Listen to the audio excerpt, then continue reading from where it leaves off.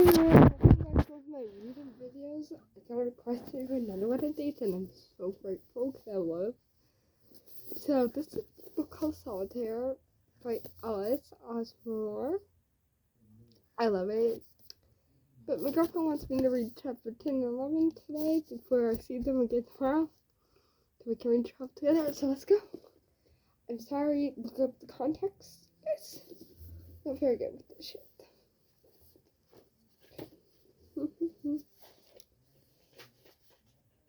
Okay. And there's probably some stuff in here, so I spent the rest of the day thinking about what Michael had said in front of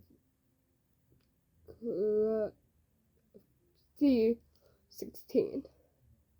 Later on, I go back and have a look myself, but he was right, there's nothing. I guess getting locked into an IT room kind of shook me up. I didn't tell Becky about any of the solitaire stuff. She was very busy spreading the word about her custom birthday party, which is to be held on Friday. I don't think she cared much. At lunch, Lucas finds me in Carmen's room, trying to read another chapter of Pride and Prejudice, but I'm just gonna watch the film version because the book is brain melting. Carmen's room is pretty empty. Everyone's probably walked up to Asia because the food in our school is prison food. Alright, Lucas says, seating himself at my table. I hate that. Alright, I mean, is it a greeting or a question? Do you respond with good, thanks, or hello? Not too bad, I say, sitting up a little. You? I'm good, thanks. I can physically feel him searching for something to say. After a stupidly long pause, he reaches towards me and taps the book I'm holding. You hate reading, right? Why don't you just watch the film? Blink at him and say, I don't know. After another stupidly long pause, he asks, going to Bexy's on Friday? What a dumb question. Yeah. I say, I'm assuming you are too? Yes. Yeah. What are you dressing up as? I don't know yet. He nods as if what I've said actually means something. Well, I'm sure you'll look good, he says, and then quickly adds, because, when we were little, you were willing to dressing up and stuff. I don't remember dressing up ever as anything except Jedi. Sure get Lucas. I'll find something.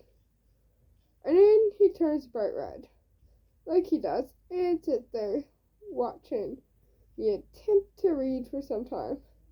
So awkward. Jesus Christ. Eventually he gets his phone out and starts texting, man. When he goes off to talk to Evelyn, I get to wonder why he's always hopping around like some ghost who doesn't want to be forgotten. I don't want to talk to him really, I thought that'd be nice to try and rekindle the friendship. It's hard, and I don't want to talk to anyone when I feel this so much. Then let's get going. Of course, I'll tell Charlie everything when we get home. He doesn't know what to say about Solitaire's mysterious message. Instead, he tells me I should stop talking to Michael so much. I'm not sure what I think about that. At dinner, Dad asked, how did it go this morning? We didn't find anything. I say, another lie. I must be borderline pathological. Dad starts talking about another book that he's going to lend me. He's always lending me books. Dad went to university when he was 32 and did an English literature degree. He now works in IT. Nevertheless, he's always hoping they'll turn out to be some philosophical thinker who has read a lot of Chad Volk and James Joyce. Anyways, this time is Memphis by Frank Capra. I nod and smile, and try to sound a little interested, but it probably isn't at all convincing. Charlie quickly changes the subject by telling us about some film he and Nick watched over a weekend in education, which from Charlie's description sounds like a toy mockery of pink journalism, teenager girls worldwide. Oliver then tells us about his new toy tractor and why it's so much more majestic than all his other toy tractors. To Mom and Dad's delight, we finished dinner within 1 hour, which must be a new record. Well done, Charlie. Good job, says Dad, slapping on the bag, but Charlie just winces away from him. Mom nods and smiles, which is about as expressive as she gets. It's like Charlie won the Nobel Peace Prize. He escaped the kitchen without saying a word and comes to watch The Big Bang Theory with me. It's not a very funny program, but I still like to watch at least one episode every night. What would I be if, I asked at one point, if I were any of the Big Bang Theory characters? Sheldon, says Charlie without hesitation, but not as loud about your views. I turn my head towards him. Well, I'm offended. Charlie snores. He's the only reason why the show's any good. Victoria. Charlie lies on the sofa, and I watch him for a minute. His eyes are sort of glazed, and like he's not really watching TV. He's fiddling with his shirt sleeves. What? Who would I be? He asked. I stroked my chin thoughtfully before declaring, Howard. Definitely.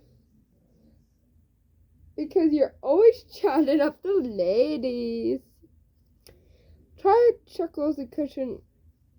a cushion at me from the other sofa. I scream and cover in the corner before hurtling a barrage of cushions back at him.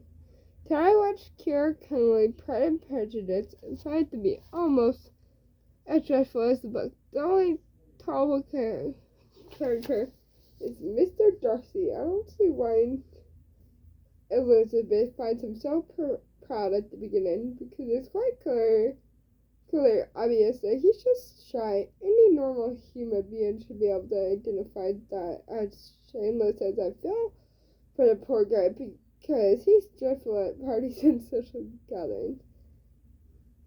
It's not really his fault, it's just the way he is.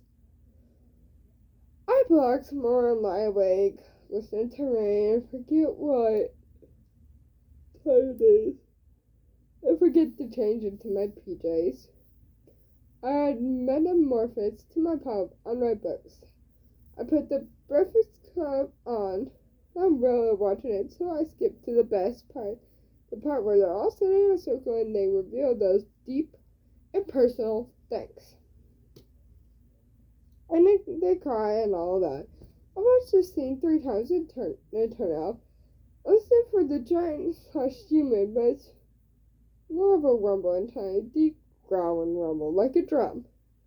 There's swirly wallpaper in my room, so yellow figures creep back and forth until I'm hypnotized in my bed. Someone has placed an enormous glass cage on top of me, and the air is slowly stewing sour in my dreams. I'm running around in a circle at top of a cliff, but there's a boy in red hat to catch me every time I try to jump off. I hope you guys understood that. I know I talk fast, especially when I'm reading. But yeah, here's chapter 11. This will be our last chapter of the night. I might record another video depending on how much energy I have. But I said I was going to drop another video today, so 11 is only... Oh. It's 11. It's from 68 to 74.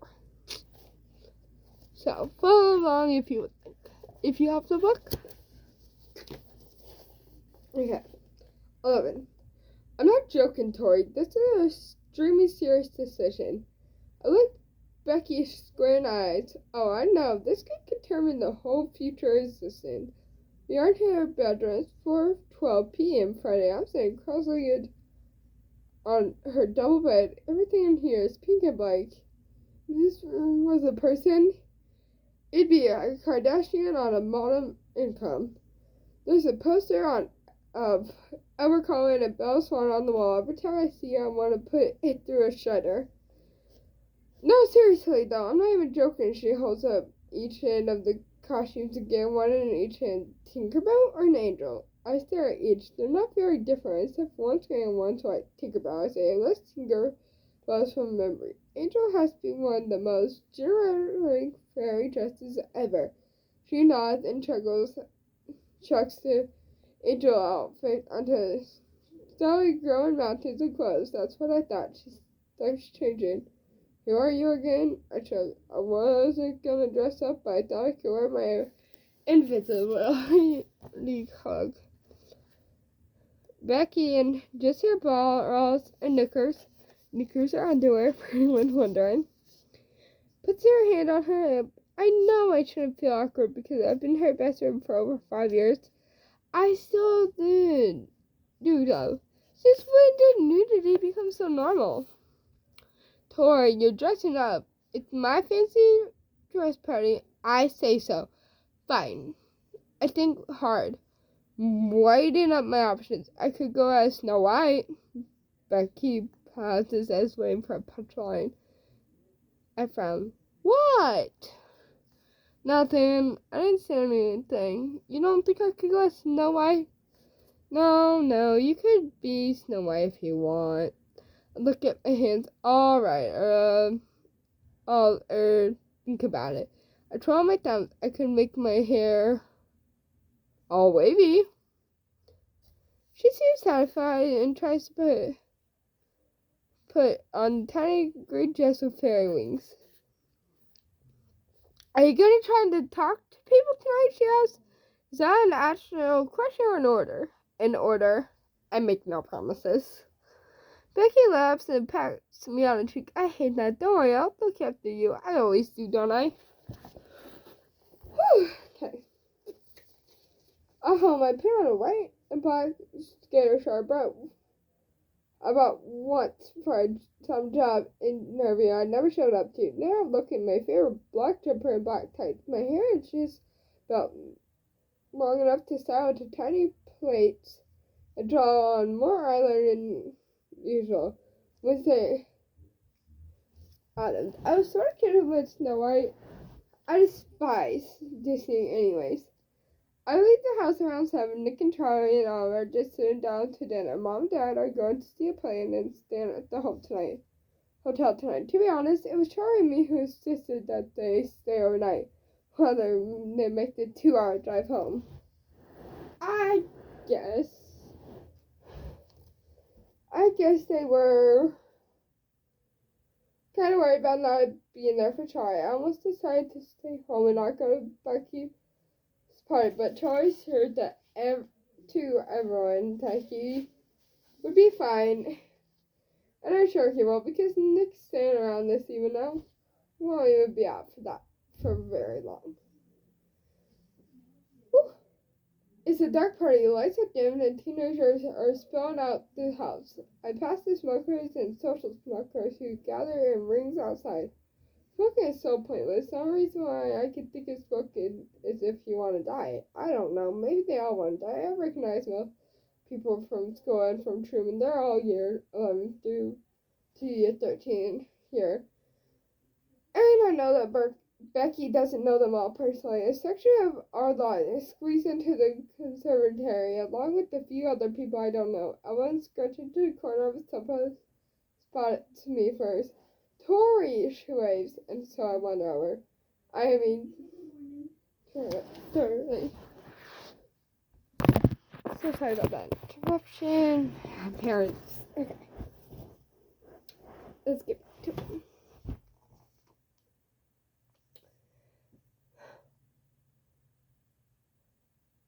Tori, she waves, so I wander over, even I am meet her afraid. She says, "Who are you?" Wednesday Addams, I say. "Who? Have you ever seen the Addams Family?" "No." I shuffle my feet. "Oh." Her own outfit is rather spectacular, with straightened hair put up into a classy bun, inset sunglasses, a 50 dress, your Audrey's Hampton, Avon Rose, today. "Thank you. Someone at this party has some blood culture." Lucas is here too, sitting next to a girl boy who basically merged into be one. He's wearing a red and roll sleeves, strippy t-shirt with the skin tight ankle length black jeans and has a natural string of college bows hanging around his neck. Somehow he looks very fashionable and very ridiculous. He waves shyly at me with his Buchanan Tory bonjour. I wave back at him and practically run away. First I go to the kitchen. There's a lot of year 11s in there. Mostly girls dressed as a variety of Disney princesses and three boys dressed as Superman.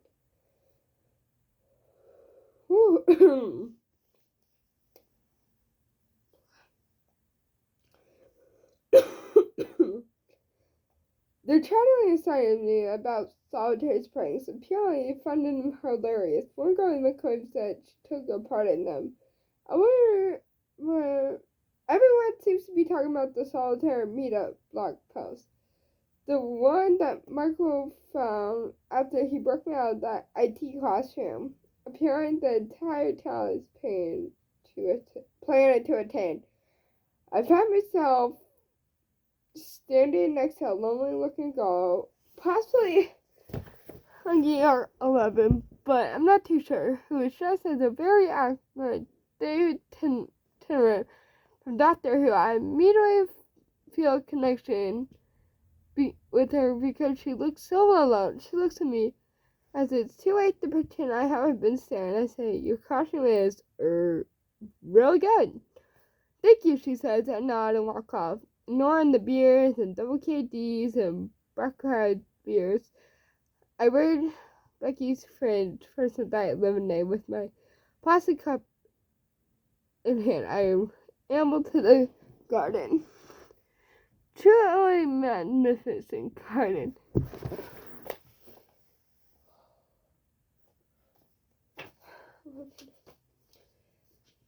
Slightly sloped with a pond at the bottom, enclosed by clusters of bare willow trees. Roofs are hollowed over all the wooden decking and grass. Even though it's about 0 degrees Celsius, somehow Becky has got her hands on an actual floodlight. It's as bright as the sun. It's in groups of teenagers spill and sway in shadows over the grass. I spot Becky/Tinkerbell with a different group, some year 12. I go to her. "Hey," I say, slamming into the circle. "Tori!" She got a bottle of Barry's Irish cream in her hand with one of those curly practice straws. And now, "Dude, guess what? I've got something so amazing to tell you. It's just so amazing. You're going tonight. So amazing. You're going tonight." I smile at her, even though she's spilling Bailey's on me. Oh my god. 3 more full pages. Oh! My girlfriend forgot the code. Whoop, I know.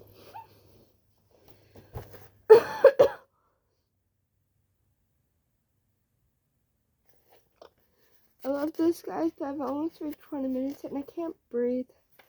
So I'm gonna get off here. Bye. Sorry. I think I'm sick or something. I don't know. I don't feel like myself like always. And I can't breathe, as you can tell. It's really hard.